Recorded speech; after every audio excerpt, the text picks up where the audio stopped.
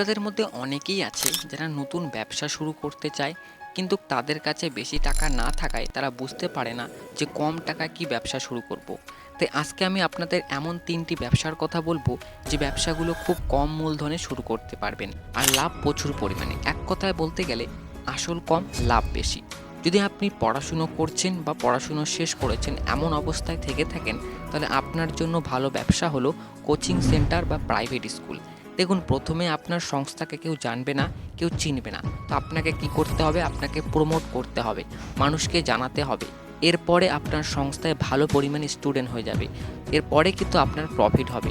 খরচ কত হতে পারে, কত টাকা মূলধন প্রয়োজন, আপনি কিন্তু হিসাব করে নিলেই কিন্তু বুঝতে পারবেন। এরপরে আপনি করতে পারেন অনলাইন সেলিং। আপনি চাইলে যে সমস্ত অনলাইন শপিং করার অ্যাপ আছে সেখানে আপনি সেলার হতে পারেন। এই ব্যবসার ডিমান্ড কিন্তু অনেক বেশি এবং লাভও অনেক।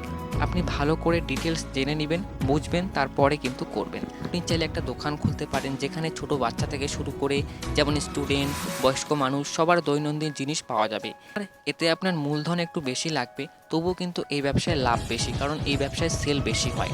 দেখুন, আমার ব্যবসার আইডিয়াগুলো যে আপনাকে নিতে হবে এমনটা নয়।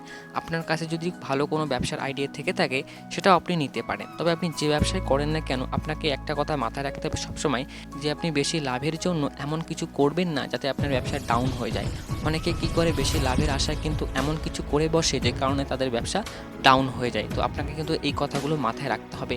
আপনি যে কোনো খুশি ব্যবসা করতে পারেন, সেই ব্যবসায় কিন্তু আগে ডিটেলস ভালোভাবে জেনে নেবেন।